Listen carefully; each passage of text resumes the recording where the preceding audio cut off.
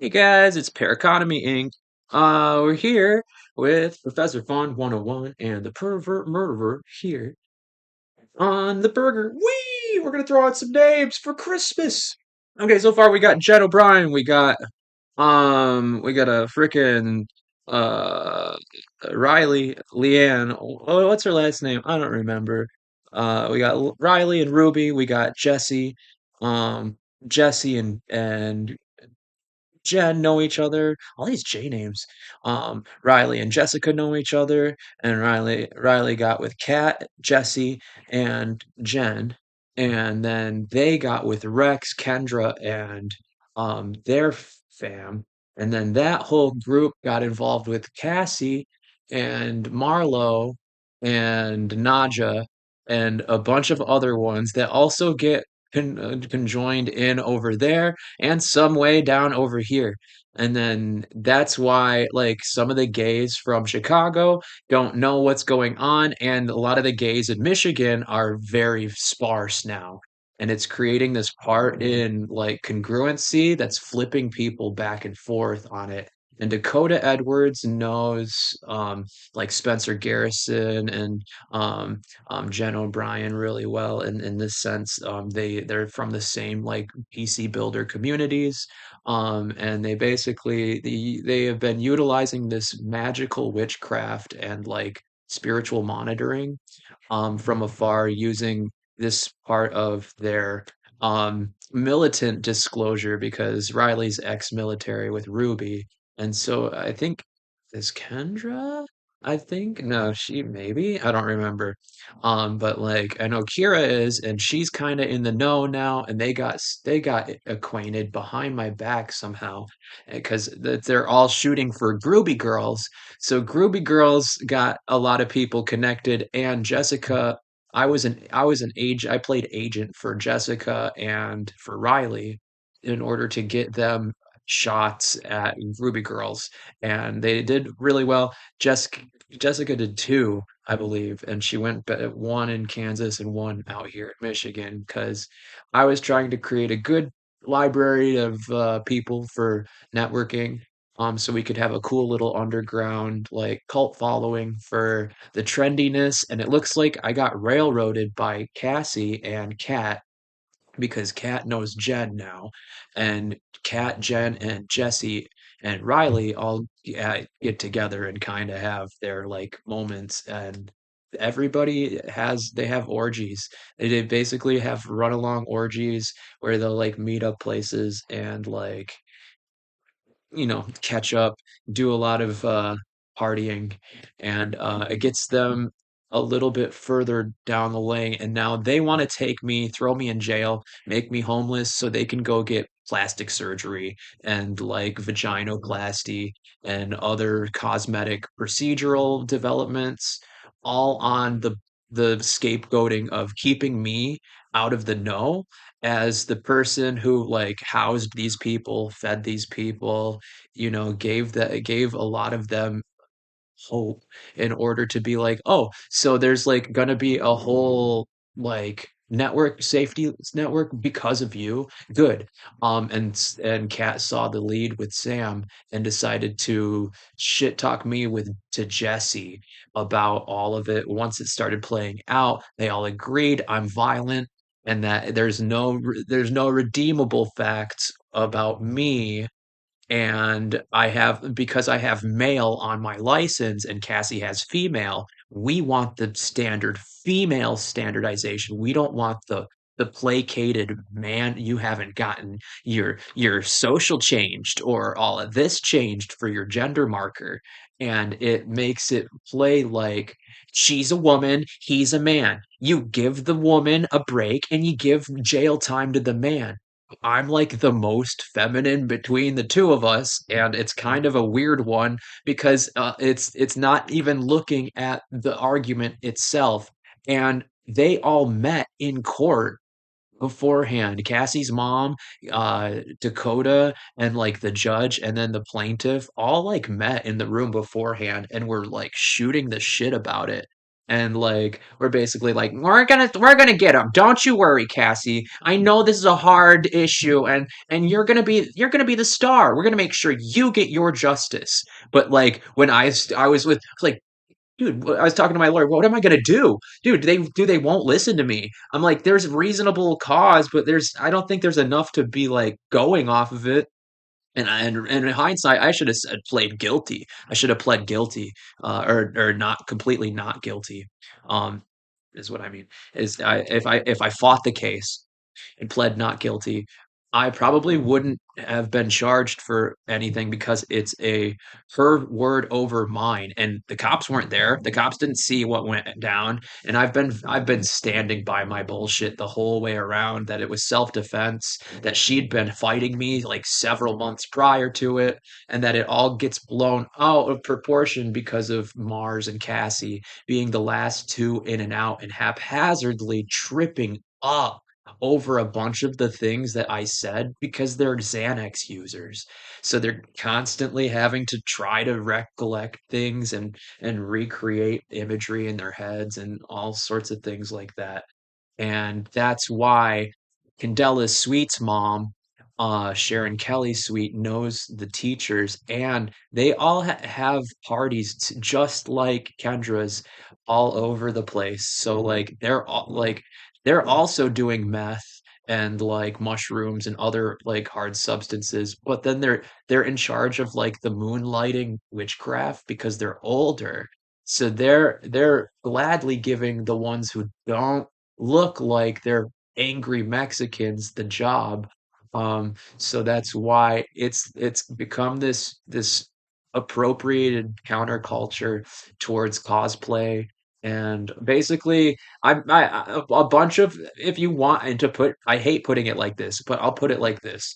I had a bunch of trans women, and I'll try to fill in the blanks. I had a bunch of trans women come to me, and basically it was a bunch of men that wanted their penises shrunk and feminized. So I had the chastity lock on things for the photo shoots and things on Chatterbait, and it takes that form away from the safety and the social status because it's less about LGBT and more about it becomes more about kink in order to satisfy that missing unit of social interaction and function of look, you can treat me like a girl, I'll still feel like a girl, like fulfilling that dysphoria. And the balance gets set in on the experience, and it seems like the hierarchy is on the older trans people once I've introduced everybody because everybody had a footing hole to go back to me to network with the rest of the group because I was on top of the payments and things like that. So they were supposed to kind of trickle up to me, and then I could give them a little bit of a payout here, and then they basically decided to take that away from me. They took the opportunity away. They've been trying to starve me out. They took away my sugar baby, and they're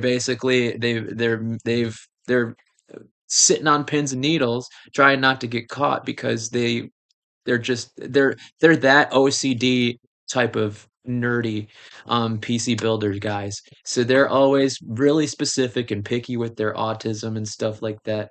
And it gets into this weird part of white autism and like needing to be proud of your like existence when everybody's alone. So like if I'm going to rub dirt in the wounds here and place it angularly on any of them towards these things, then it just sort of goes to show that vanity is like a huge driving force of disrespect. And it's created this level this kind of mirage of status that they're grasping at.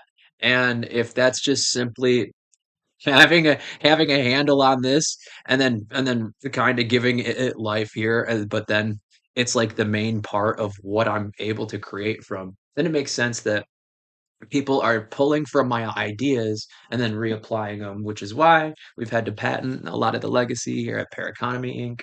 in order to keep the peace. on what has been utilized and what hasn't been utilized, because this has created a little bit of a push-pull on paranormal activity, and that paranormal activity has been affecting the lives and deaths of people, and like world staged events even. So like this stuff controls the weather. It can definitely kill a person. So be very careful here. It seems like there's a misplacement on mine. Whatever type of zodiac astrology they used to try to kill me, it looks like that got placed on a like return to sender, reverse the curse, and now it's killing people around me, but not me. So it looks, and they like it's pretty abusive. They tried to make me go bald. They had like a bunch of fleas in here and like tried to make my life worse, and they had me crash my car while I was like blessing a lake for them. And that's kind of where, the stagnation falls on the weakest, and that when the weakest can't stand up for you, that's how they kick you out of the group. So when Jessica would not take initiative on what it was that I put on Jessica, they whitewashed Jessica's phasing in and out, so it just pleased that displacement, and it scapegoats the dirty Mexican man, because you don't have the gender marker switched, and you didn't go pay for that because you were mothering all five of these trans people. So like that's kind of where you probably might find this phenomenon happening in and out of coexisting, and where they've placed a cultural appropriation on my Japanese culture, my Thailand culture, and how they've like basically taken me as a December 25th royalty and tried to put me in with the trash just so they don't have to um take accountability. And that's like kind of the say I'll end all here on displacement and like wizard grouping, because if they're using some sort of weird tactic that they like picked up from Lord of the Rings or over the years or stuff like that, Assassin's Creed, who knows? They all have their niches that they like in video game culture. My dad's a gamer. I've grown up with video games my whole life. I also know plenty of Bungie and Blizzard executives and like co-ops and stuff like that. And so like that's probably why they're like, why won't you introduce us to these people? And it's like, oh well, they're all the way in Chicago. So like that's probably what's going on, is they're starting to wake up to the fact that I wasn't just jerking around and like screwing up my life. I was actually trying to make everyone else is more enriched. And that's probably where, if you haven't gotten the hey ho on it, it's like basically been served outward. And they basically, now I have a $25,000 fine that I have co-signed by my dad because I don't have my college debt paid off. And like double standard minority, like triplicate minority. So like that's one big phasing in and out. And it's possibly why gender is like kind of blurring and bending and meshing together in a lot of different ways, because like it's a goofy little way through into some more exciting kinds of understandings between people and intimacy and all these other things. So if you find out somebody's got like a witch with a broomstick and a brick, and like you just let them know, yeah, that it ain't like that, and you can put the bricks down. Make sure they don't come back with them, because they will. Um, but yeah. Anyways, that's basically what's going on. Is a little bit of fairy blood magic. They got their fairy Welsh bloodlines and stuff like that. So there's a good chance they're utilizing all of that good nuances and like dipping and dabbling into the electric forest, like wook culture and stuff like that, which is very Victorian of them. So like it makes sense that they don't have every little last detail, and that they're nerds. They're always doing this. So like that's probably another part that we can kind of chalk up as like a hallmark on, it's still like that. It hasn't changed since the 80s. and like you can just kind of relax. You're all like the best at video games, but this is probably where, I turned to digital audio workstations every time you turn to a computer. So that's kind of one big reason I put my time on something more constructive than a video game. But video games aren't completely destructive. There's a lot of good methodical, like kind of tactics and stuff like that. I know these people. They're into MMORPGs and role playing, uh, all over. So like, yeah, you get them on their turn based. And they'll basically try to complicate things until it's not, because that's just how nerds are sometimes. So like, yeah, give them a hand for succeeding this far, but messing a whole lot of their stoicisms up royally, because there's a good chance this could handle some of their magical traditions, in new ways. But that's all we got for the elves over here at Santa Claus Workshop at Fair Economy Inc.